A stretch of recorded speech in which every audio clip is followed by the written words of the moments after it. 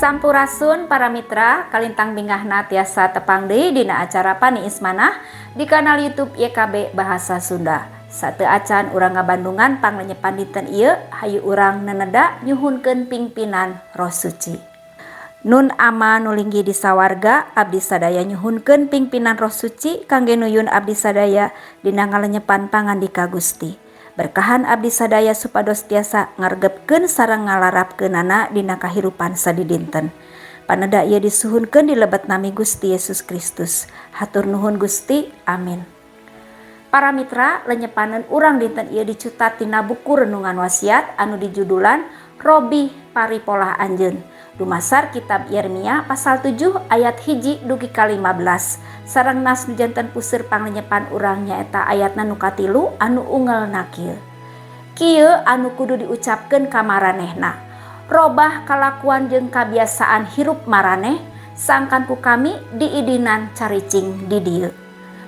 Para mitra, aya kacondongan gareja-gareja ngadegkeun gedong nu endah nu agreng sareng tiasa nampung seueur umat.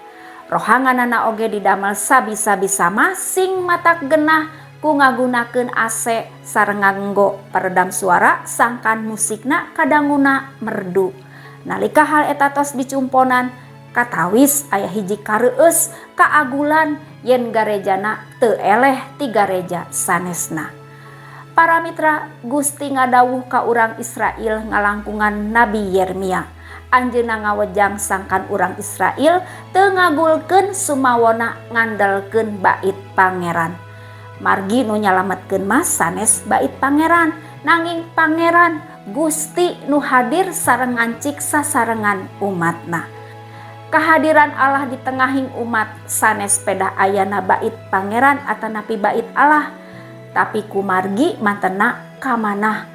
Paripolah macikeuh ka urang asing, kaya timpah hatus sareng randa-randa, nelasan jalmi-jalmi nu tanpa dosa sareng ngabarakti ka Allah-Allah lian eta kedah dipikeun. Margi sadaya lalampahan kitu teh teu kamanah ku Gusti, ngahalangan Gusti ngancik di aranjeunna. Malihan mah matak madawa ka aranjeunna. Para mitra, peperih Nabi Yeremia oge tumerap ka urang. Ngageuingkeun urang yen nu pangpentingna teh sanes adeganana atanapi ritualna, tapi hirup nu kamanah ku Gusti nyaeta milampah nyaah bebeneran sareng kajujuran. Tah para mitra, hayu urang teras ngarobih lalampahan urang supados Gusti kamanah ngancik di tengahin urang sareng ngaberkahan urang. Hayu urang ngadoa. Hatur nuhun Gusti, kumargi kadeudeuh kanyaah kasalametan di lebet anjeun tos katampi ku abdi-abdi sadaya. Mampuhkeun abdi-abdi sadaya ngahadirkeun sikep anu ajerih ka anjeun. Salawasna hirup di lebet Gusti sareng sayagi ngarobih lalampahan supados kamanah ku Gusti. Nami Gusti mugi teras dimulyakeun di lebet nami Gusti Yesus Kristus. Amin. Para mitra, rupina sakitu anu kapihatur panglenyepan dinten ieu, pamugi tiasa janten berkah kanggo urang sadayana. Ulah hilap subscribe, like sareng bagikeun kanu sanes. Margi ku cara kitu para mitra tos ulu biung dina ngamasurkeun Injil kasalametan sasarengan YKB. Gusti Yesus ngaberkahan. Cag heula.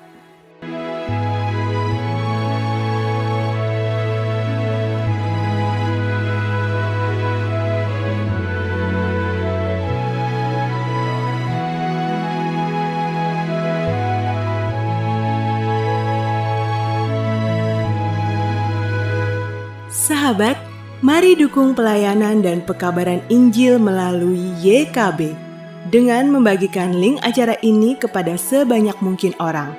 Dukungan juga dapat saudara lakukan dengan mentransfer dukungan finansial ke rekening BCA ke nomor 450 305 2990 450 305 2990 atas nama Yayasan Komunikasi Bersama.